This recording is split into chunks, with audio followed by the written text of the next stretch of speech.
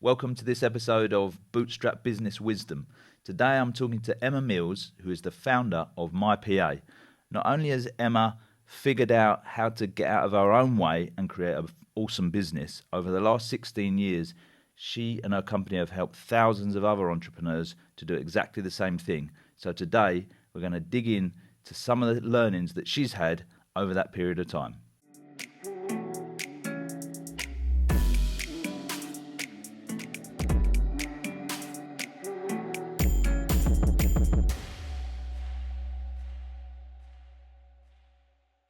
Okay, Emma, thanks for coming in. Before we dig into things, are you all right just to give people a bit of a background on yourself, your origin story, how you ended up as an entrepreneur and what your company does? Absolutely, and thank you so much for having me here today. So my name is Emma Mills, and I own a business called MyPA. We're based in Manchester. Simply what we do is we provide business support to entrepreneurs, business owners, people that are ambitious, want to grow, want to scale, and need support around them. Inside our services, we provide virtual PA support, so inbox management, customer service, getting business owners out of their own way, out of the weeds, leveraging their time. We handle phone calls and we follow up on leads. So it's like all-rounded virtual business support. And I often think I'm in quite a unique position because my backstory is that I was an executive assistant. Probably for about 6 years. I went to uni, didn't enjoy it, quit after a year, got a job in an office to figure out what my next steps were, what I enjoyed, what I wanted to do. And I was really lucky in that I had became an admin assistant, and in my first job, a role became available to become an executive assistant, and it was suggested that I should go for it, and I got it. And I was really lucky in that job and the job after it, I was an exec assistant to people like us that are like doing it, ambitious, hungry. It's funny because originally I wanted to be an exec assistant in like a big corporate. I wanted to be a number in a business. I wanted to experience what a big corporate was like. But my journey took me to support two different people who were very successful and self-made. The latter one particularly, so he was into property, and I didn't complete uni, but he like started to just introduce me to what it was like to just get stuff done and make things happen. And the biggest thing I learned so really, really on was that if there's any problem, he was going like under it or over it or around it. Do you know the things I was like, the things I saw him do and things you just think were impossible, he made happen because he needed to make them happen. He was just like, he was a super resourceful guy, very extremely wealthy, via self-made, via in property. And I guess it's like a combination of that. And it wasn't just watching those two people that I wanted to be an entrepreneur. There is something inside you, isn't there, that you can't really explain, and you go, well, for me, it was I really enjoyed being an exec assistant because I know what it's like when you get somebody really good by your side. You have more headspace, your time's freed up, you feel like that confidence that someone's got your back, that someone's got stuff. Do you know when you know, well, even if it's not an exec assistant, whether it's an ops manager or somebody in your business where you go, like they've got that covered and I can focus on what I do best. So I really enjoyed being an EA. I really enjoyed the relationships you build, how much you impact somebody's life. It was fun. And it was really my skill set of just getting stuff done and solving problems. And then at the same time, so I was 26, 27. This is like 16 years ago now. I just had this feeling that I just wanted, like I enjoyed what I did, but I wanted to start my own business. And back in 2008, it feels weird now, but in 2008 when I started, like the word virtual assistant was just becoming a thing. Like at the time, I still had a little flip phone, an Apple phone, I think had just come out. So we weren't even doing business virtually, but it was becoming a thing. Call handling was already a thing.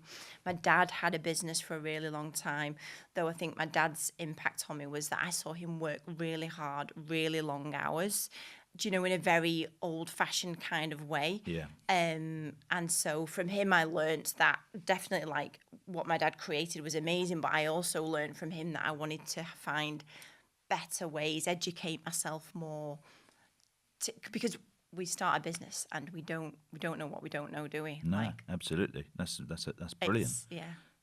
So that's interesting. Then this is going to be interesting from a number of different angles. Like entrepreneurs who start on their own, you know, they've got to do a million things at once. So you're facing with that problem, but what you're going to do as a business is take on everybody, like a load of other entrepreneurs' problems as well. So like, how did you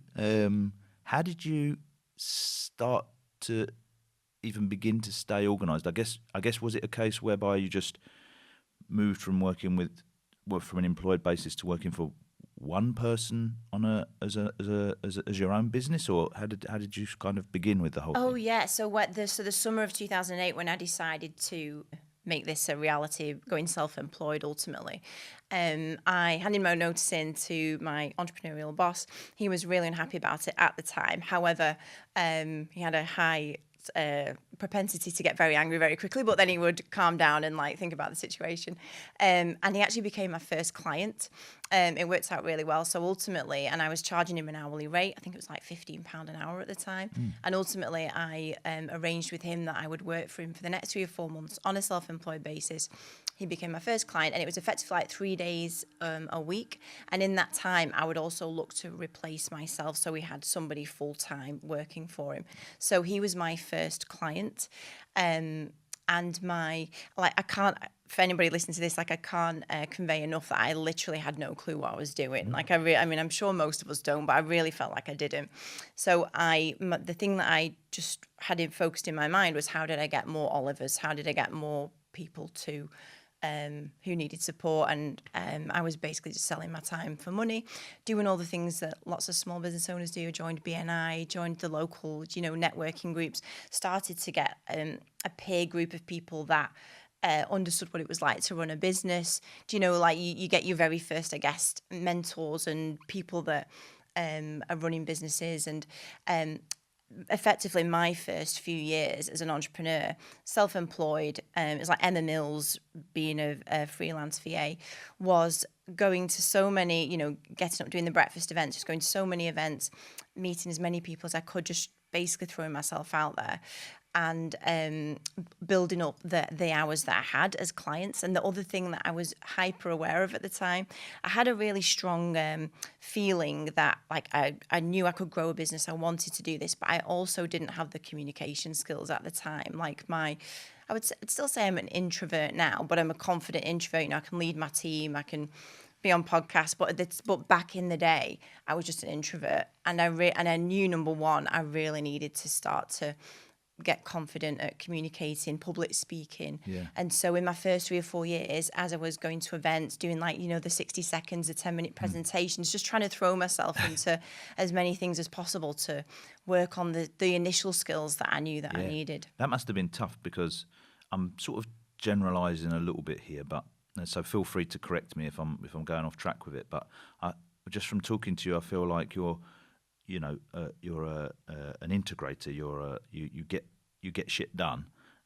Certainly when you was working as employed, and the people I've got around me that are brilliant at that absolutely hate the idea of having to do sales or stand on a stage, or they're like you said at the beginning, they're amazing. I can throw something at them, I never think about it again. I know it's going to get done, and I never have to think twice about it. But if I asked them to do a sales pitch, they'd just go, no fucking way. So, how did you get to the stage whereby you could go and get clients? And how did you think that was going to go? And what did you then realise that doesn't work? I'm going to have to do it another way. So I think I'm quite unaware. I think I'm very self-aware, probably too much sometimes, where it kind of leads to the critical side of like, we'll do this better, do that better. But I was just very aware of what I needed to improve on to be able to run it, because for 4 or 5 years it was me on my own. So from 2008 to 2012, it was Emma in a back bedroom finding clients, billing time, managing emails. And then from 2012 onwards, I employed my first member of the team, and we've grown from there. So I have just been hyper aware of the things I needed to do. And one thing I think, like, the gut feeling of wanting to be an entrepreneur was there, but I have definitely know now that you can teach yourself anything that you need to do if you want it enough. Do you know, like, for me to continue to be like scared of talking to people, or not that person that goes first in the conversation, or it just wasn't going to work. But I really wanted my PA to be a business, a great culture, an entity enough to know, Emma, you're just going to have to do this. Like, it's you.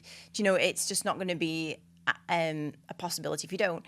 And also, I just, every time that I was in a situation where I didn't kind of go first, I would have that feeling of, why didn't you do that? Like, like it was annoying enough to go, Emma, you're just going to have to sort this out. And I guess ultimately, I mean, now, like, I have a weekly video that I send out. Being on video, I love. Like, clearly, I just didn't have the skill set, but as I've developed it, I love it as well. Like, it's a part of me that I enjoy doing it. Yeah, I remember, like, in one of my very first sales jobs, I had this training session with this guy, Howard, I think his name was, and we all went up.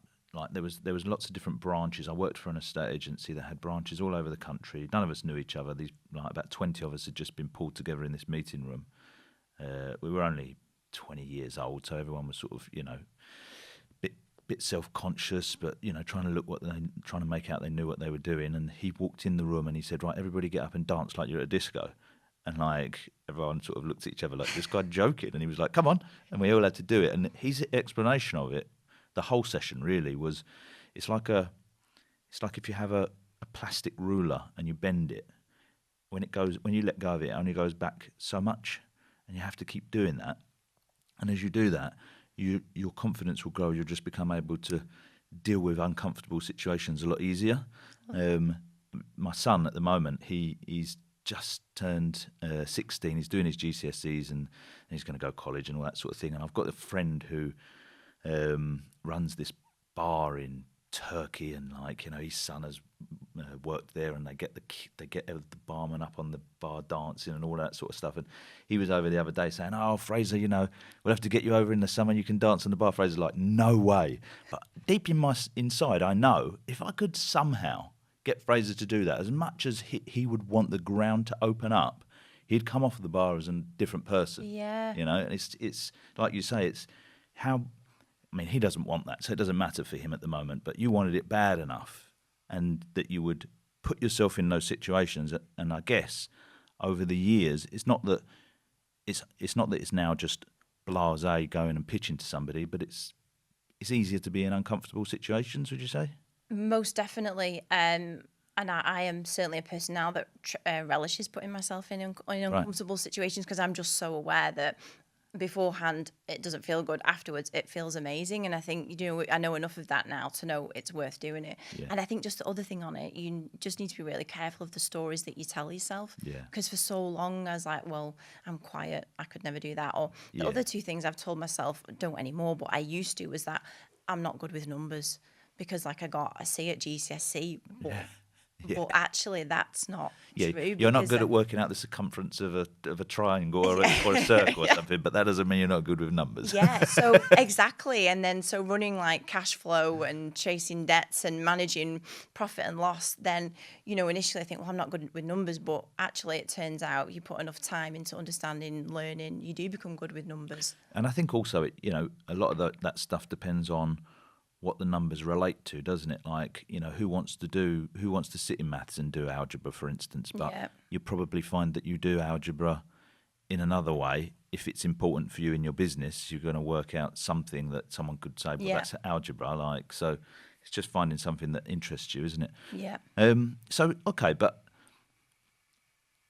there's people out there. There's no correct answer for this, but just the learnings that you've had over the years that might help somebody who's also on their own and just trying to figure things out. There's points in your business whereby, like, you need to make sales. Probably it's still the same for you now. All businesses need to make sales, right? And you question, you try different tactics. You know, in the beginning, I guess it's just, well, if I can tell enough people about what I do, then I guess I'll get clients. And you do a sort of projected cash flow that in hindsight is totally unrealistic. Yeah. So what was the moments whereby you sort of started to realise not realistic, to say, oh, you know what, I've written down on a piece of paper, if I can get 1,000 people to pay me 50 quid, then I get £50,000. And then actually, it's not that easy to get 1,000 people, if you're not going to go and raise, 8 million quid and have 100 salespeople doing the job for you. It's you and maybe a couple of people that you can work with where you've bootstrapped this business. So what learnings have you had around just getting comfortable with that reality, really, and the reality of what sales is really like, and how many clients you can realistically pick up, and who's going to do that, and how we're going to do it? What have you figured out with that? Yeah, it's definitely all been by trial and error. Like, just want to make that really clear. Yeah. And I'm the serial course doer, I'm the serial book buyer, but most of it is just by trial and error of actually speaking to customers,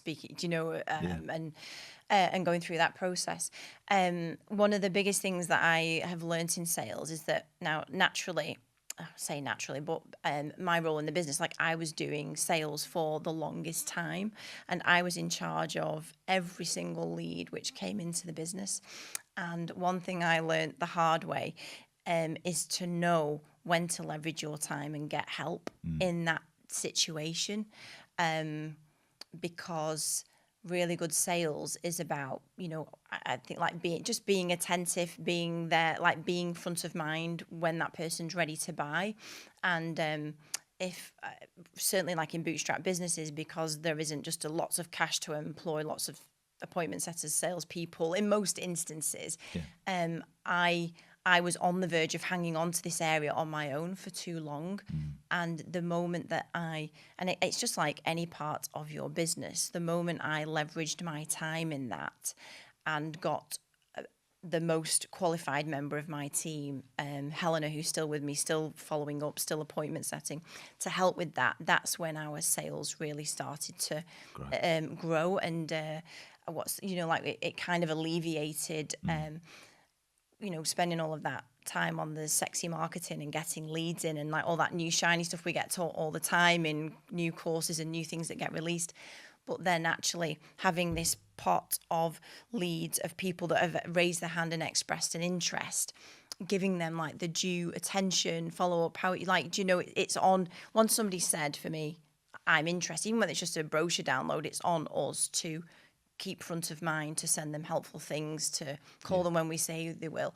And I was I had like a 6-month period where I'd stopped doing a good job of that because of volume, because of the number of leads in the pot. And so me leveraging my time first to get help with that and to get the lead flow flowing has been really important in my sales journey. And when you was doing it on your own, did you pass over your methods to the next person, or did that person, or did you get a person whereby you thought, I don't know how to do this, you figure it out? No, I passed over my methods, and I don't profess to be an expert in sales at all.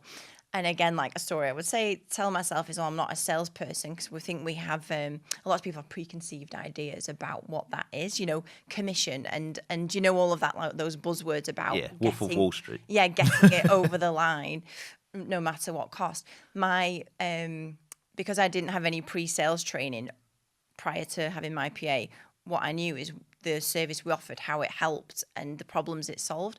So my approach to it has always been just, okay, tell me where your pain is, and let the client talk, the prospect talk as much as possible, just properly understand what their pain points are. I do way more listening than talking, for sure. And so Helena, who is still with me now, still making sales, my approach that I passed across to her was just fully like engaging and understanding where a business owner's at. Yeah, I love that. I often talk to our guys about, like, the sales guys there to help the person with their buying journey. Yeah. Not to get their arm and put it up their back, or not to hassle them, but some people need a salesperson. They're at a stage where they need to ask a salesperson some questions, and that's your job. Yeah. Right? But some people aren't, and so don't worry about them. And what about, like, finding the clients? Is that cold outreach, or is there other methods that you found more beneficial? Yeah, so for us, the most successful methods, and definitely from a bootstrap perspective, the most, I guess, more time intensive, but maybe not necessarily like, paying for ads or. Is hanging around in communities or places where our clients are. So, by nature of what we do, we provide virtual PA support. Business owners that are ambitious, growing, educating themselves, want to do better, want to leverage their time without saying everybody's our client. They can be our client. So we have always hung around in communities like the Dent community where we've met, like Entrepreneur Circle, like lots of business communities, which I do think will work for lots of service or product businesses, of hanging around in those places where they've got clients that want to get to the next level. So that has been a really big one for us. And while it's been my time, and I guess ultimately being like the key person of influence in that group, that has worked for us really well. And then the second method that we still do today is we niche market to, whether it's estate agents or whether it's solicitors or accountants. We rhythmically throughout the year, we will accumulate data, buy data, and market to them our services with marketing tailored to them. Yeah. And while it might sound like, okay, well, you got to do something different for everyone, we don't. It's the same thing, but with a new video to estate agent, with a new video to I love that. accountants, and that, while I don't think it's like overly sexy or technical, the rhythm of just acquiring new data into our sphere, and over time, sending them stuff that's helpful really, really works well for us. Yeah, I can imagine it does. And it's one of those things, I guess, it's quite hard to measure that sort of stuff, isn't it? Because, if you go to a networking event, let's say, and we bump into each other at a networking event, and I say, oh, what do you do? Oh, we do this. And I say, oh, I need that. Then, you can pretty much say, well, I got that from that networking event, right? Yeah. But the idea of sending out information to people and slowly warming them up to the idea is much more difficult to monitor, isn't it? I've tried for years and years to pinpoint it. And even things like Google Ads, you can actually set it up. It will tell you the conversions. But you can't know for sure that somebody didn't run a search, see your Google ad, it registered with them, they scrolled past it, they went to Facebook, they saw a Facebook ad, it registered, they forgot about it, and then they just made a direct inquiry. So that general idea of just, like you say, being present and then niching it down is the bit I love about that, because it'd be all too easy, wouldn't it, to go like, right, let's buy some solicitor data, send them the email, let's buy some estate agency data, send them the email. But actually just taking the time to go but what do we actually do for solicitors? Okay, I know we're answering the phone, but what are they thinking? And then having something that's a little bit more relevant for those people. Totally, exactly that. So whether it's mortgage brokers or each one will have its own list of either tasks we do specifically for them or problems that they've got. That is a key part of it, just like whittling out. It's like that for any business, isn't it? When you think about it, anyone could be listening to this. You could be a nail technician. But there are different people in different walks of life having their nails done. Some people are having to do that half hour, like my kids are a half hour school run, like half hour there, half hour back. By the time you do a bit of work at home, you're doing the bloody school run again, and there's other people that have got other issues. They're having to travel into the city, and niching down that idea, running ads to specific people, which you can obviously do through social media, finding the right people. Even things like I saw one once that was great, which was maybe a little bit gimmicky, but running a specific special offer for people whose birthdays in the month of, say, what we're in now, June, and on Facebook I can narrow it down to people whose birthdays this month. So it just piques some form of there's a sea of content out there, isn't it? Everybody's doing email marketing, everybody's doing social media marketing. So if you say we're a great VA, I'm going to continue scrolling. Okay, that's great. So here's an interesting point then. So the resource management of it, you sort of touched on it before. I'm making this podcast, as I say, specifically for bootstrapped entrepreneurs. Now, that doesn't mean that they're necessarily all on their own, sitting in their bedroom still at the start. They may be they may be at the stage where they're at millions of pounds worth of revenue now. They're still a bootstrapped company. But anywhere on that journey, there's going to be a situation whereby you've got more work to do than resources. And people's mind, in my experience, including my own, and much to my frustration, my clients, seems to sort of always switch to the idea that an employed member of staff would be the way to go, even though it's, if they took that money, the amount of things that they could do with that money would far outweigh paying, say, 30,000 for John, who maybe hasn't got much experience, to come and sit and do this job, as opposed to 10,000 for this incredible software they wanted, maybe 10,000 for a VA, and 10,000 on marketing. So, having sat in the seat of being the entrepreneur yourself, and obviously knowing, well, I don't want all of my team outsourced, I want some employed people, but also selling the services of asking people to outsource. How do people find the balance with that? Oh, great question. Yeah, in between the two. Sometimes it is just from a personal perspective, like their own personal preference. Like, we have got clients who use us with like lots of hours, let's say more than a full-time employee, because they're just personal preferences. I don't want the hassle of, do you know what I mean, people, HR and all of that. Right. So some of that just is personal preference. But the balance between employed and outsourced, because also my PA, our own team, the majority, they're all employed. Like our VAs that support our clients, they're all employed by me, but we also have other functions like internally that we've used to outsource rather than put more bums on seats. I think ultimately, it also depends on the kind of role that you're getting somebody in for. But if I come at it from the point of view of what we're most experienced with, which is people like CEOs who they're wearing all these hats, and one by one they are like taking a hat off a bit and giving it to someone else, aren't they? And then I find that the person they leave to last is themselves to get some support. I'm working with a client at the moment, and his business has grown to like 10 million over the past 4 or 5 years. He's got 50 staff, but he doesn't have anyone to support him. He's focused, on all the other areas in the business to grow, whether that's support, operations, finance. And he's left himself to last, but he knows that to go to the next level has to leverage his time more. And I think because we back ourselves so much, because you just know if like something's put in front of you, you'll get it done, whether it's your skill set or not. We are so used to like leaving ourselves to last. And I would say, to be fair, like whether it's employed or somebody virtual, that ability to leverage your own time as the CEO and be able to focus on the activities which are most like going to generate the most return for you. And that's not just necessarily sales or money or revenue. It could be fixing something in the business that's stopping you from scaling. If you try and scale a bad process, it's just going to get worse and worse. For me, that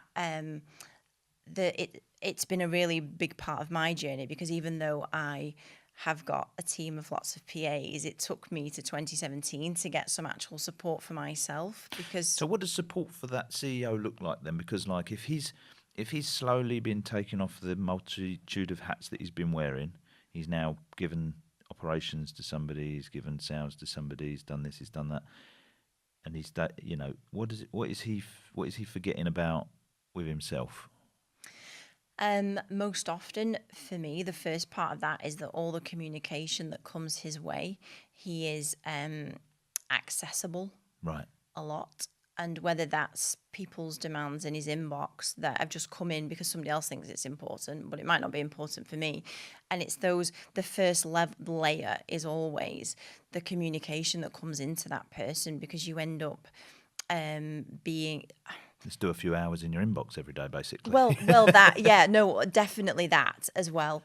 And whether it's like, Teams messages, Slack messages, phone calls directly, WhatsApp, it is inundated, isn't it, with the volume of things.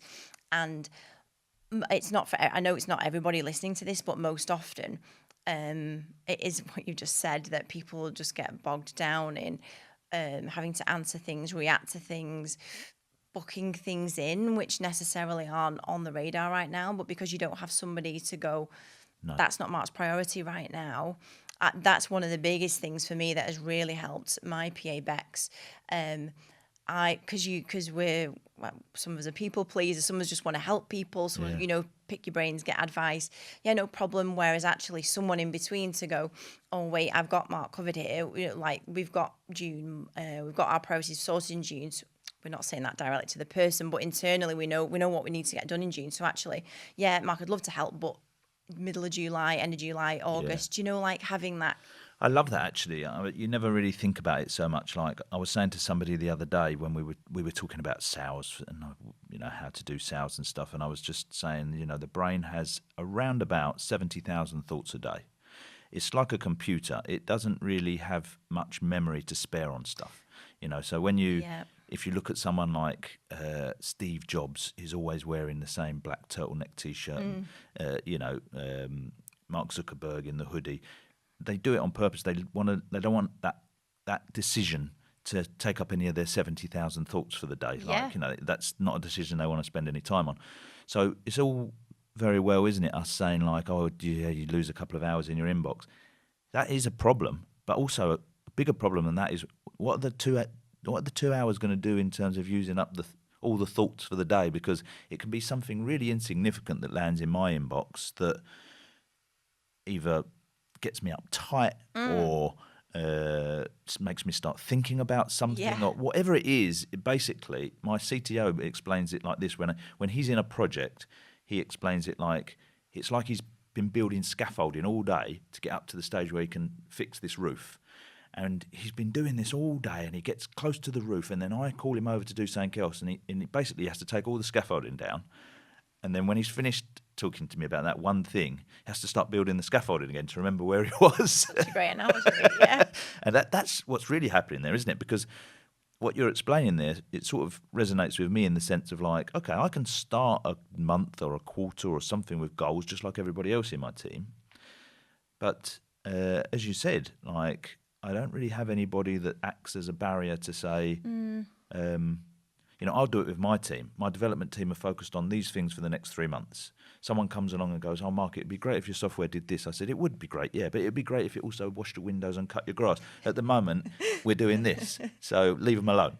But no one does that, for the CEO. And so you don't end up going where you're supposed to go. Well, you get there, but just slower. You go on a wiggly path to get there instead of someone being in the way going, okay, you're not happy with your contract or something, you want to talk to someone about it. Mark's not the best person perhaps to deal with this, but I can certainly get head of customer experience to reach out to you and discuss it. And it doesn't even bother me. I don't even see it. That's pretty much what you're talking about, right? Yeah, that is absolutely it. And what you just said there as well, so this client I'm working with at the moment, he has literally said that one of his problems is he knows he's got 5 or 6 big strategic things he should get done this year that would change the course of his business, open up new opportunities. And it's June now, and he just knows that he needs more like headspace, like you've just literally said about the decision making part. It's so true. Just to have clear time in the day where he's not reading something, it's getting him wound up, he's not getting focused on something else, and just that accountability to go, no, these 5-6 things are most important. We've got the time blocked out in the diary. I've got my internal meetings, I've got all those other things that layer on top of it. Anything else that comes along now, it has to be really important, or it's going 3 months down the line. I wonder if there's a bit of imposter syndrome that creeps in there with a busy CEO, managing director, whatever you want to call it. And again, we're not just referring to multi-million-pound companies. Anybody who's busy, basically, that runs a company. I wonder if there's some imposter syndrome around the idea of like, oh, look at you. You feel like you've got too big to even take my emails anymore. Yeah. But I guess that's just the way it is. It's not a personal thing, isn't it? It's like I'm just trying to stay focused. Yeah. even when they're good messages, like what you're actually doing is you're just letting that person show how accessible you are. And when it's a bad message, you're going to be just as accessible.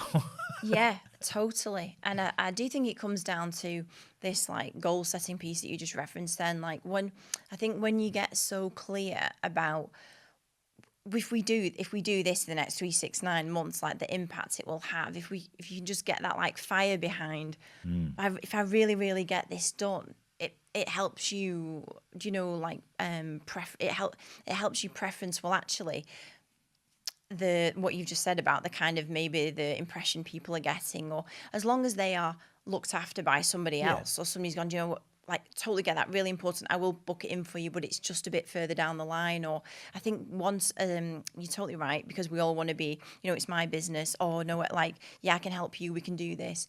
But actually, if we just, as we know, there's a few high level things. If we got those done, God, our lives would be different, or the business would be different. And you just need that passion behind that. Definitely. I goal think bit. like if you look backwards in your business and think about like where you are now compared with the day you started, you a lot of people would possibly have thought that's impossible, we're never going to get there. Yeah. But if you now look back, there were probably maybe like 3 or 4 major milestones that you could go, yeah, that really changed something, that really changed something, that really changed something. So when you now look forward and go, what about somewhere that you think is impossible at the moment? Actually, there's probably 3 or 4 major milestones to get there, and if you just stayed focused on them, you wouldn't have to worry about the weeds that you're currently dealing with, because you'd be in that place that sounds impossible. So yeah, maybe someone is going to go, Mark, I'm not that happy. You're not even taking my calls anymore. And yeah, maybe that's just going to be a casualty of maybe that's one of the milestones, maybe, of like, Yeah. getting to that impossible place is like when I outsourced my daily, everyday, day-to-day weeds to somebody. Maybe you're going to look back at some point and go, yeah, that was a crucial moment for me. Totally. Which is what you found basically in your Yeah, journey. most definitely.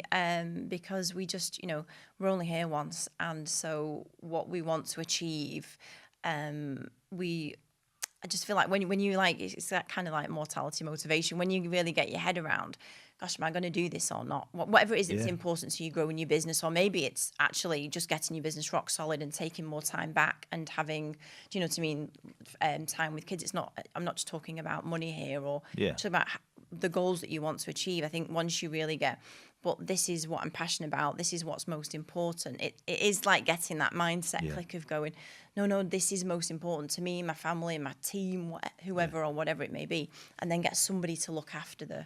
As you say, it's important in all parts of the business, but especially in that CEO, MD, whatever you want to call it, role. I was chatting to a guy the other week, and he was saying to me, I've got this problem in my business, like my sales team are not doing what I want them to do. And I was like, well, just tell them to do it how you want them to do it. And he was like, yeah, but, it's even more complicated than that, because one of them is my brother-in-law and blah, blah, blah, blah, blah, blah, blah, blah, blah. And I said to him, listen, you're here today at this business event and you get to do that because you're the CEO of the company. The other side of being the CEO of the company is that you have to steer the ship. And everybody in the company is reliant on you not steering the ship into the fucking rocks, right? And you can see it's heading towards the rocks and you're doing nothing about it. This is your fucking job.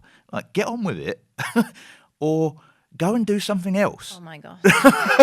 Like, you can see it happening and everyone in the team can see it happening, and you're here at a business event just bitching about it. Talking about Right? like the implication So of his brother-in-law. Go back to your company and do your job properly. Yeah. And that's the thing, isn't it, with the CEO? Like, what you're talking about there. Like, my job as CEO isn't to get into WhatsApp conversations with one of our clients at 10:30 at night. Yeah. And I can, because I like them and I don't have any problem with it, and there's really no issue with it. Yeah. But the overall impact of that is that it's going to slow down my ability to focus and do what I'm supposed to do, so that not only are my staff happier and my company's better, but ultimately also my clients are happier as well. Even though they may not be in the instance where they couldn't get hold of me at 10:30 at night on WhatsApp, I'm going to steer that ship to a place, because I've got total focus on it. Such a perfect example. Okay, so just to wrap it up, one last question I've got for you. Someone's sitting there thinking, God, how do you learn all this shit? Like, we all started once in a bedroom, and looking back, now go, fuck, I knew nothing. And I still know nothing, but, I know a bit more than I did know. Where do you go? Where do these people start just immersing themselves to learn Yeah. more. I mean, yeah, no, totally. And just as I'm sure you have been, I have done so much of that. And it's easier now, like, isn't it? Do you know, like in 2008, I mean, I'm still a prolific book buyer, but I don't remember buying a course or going on a course maybe till about 2012, 2014. But I mean, now, like, literally, I mean, my ops manager has discovered Alex Hormozy, Right. and he is doing he gave all of the free sales course when he launched his book Yeah. and everything. And he's like, it is just an amazing time that we're in, isn't it? Because anything you want to know now, like my ops manager's not had to pay any money for it. Yeah. He's loving it. He's obsessed with Alex, and he's learning. And honestly, I think it's like, it is really obvious that you can learn anything you want to now on YouTube. The videos that are given about every single business topic possible, like the knowledge is out there, isn't it? Yeah. I think for me, one of the things I just would really want to convey is that it is all completely learnable and possible. Do you know, like wherever you're at, or whatever you stage you're at, whether you think you know nothing, because I knew how to be a PA. I did not know anything else at all. I really didn't. Yeah. And it all just came from self-development. I guess it comes back to that thing that we were just talking about, like the focus. Someone might think, well, I haven't got time to do that. But that's the point of what we've just been talking about. This is one of the most important things you can do. Totally. You're the person who's going to decide the destiny of this business. So if you don't know how to grow the company, finding out how to do that is probably higher on the list than replying to people's WhatsApps. Oh my gosh, 100% it is. And that coupled with, like we're talking now, like talking to other business owners, whether it's at your local free networking event, whether it's at a chamber thing, whether it's talking to other business owners is one of the big unlocks for me, because for a long, well, even now it can still happen where you're at your desk, you're having a bad day and you think, I'm the only person ever to have this situation right now. And the reality is that we will have had the same problems. You know, billions of people will have had the same problems. And, you know, the mastermind groups I've been in over the years, when I've been in there, my turnover was like 200 grand and I'm sat next to people with like 5 million. They've got the same problems. They're just way bigger, do you know, and it never stops. And I do think if you decide to start a business, if you're running a business, you really need to communicate and get a peer group of other business owners, because it keeps your head sane, doesn't it? You totally realise it's a pretty predictable journey, really, isn't it? It really is. It really is. And the problems are predictable as well, aren't they? Absolutely. Brilliant. Thanks very much for coming in. Thank you so much, Mark.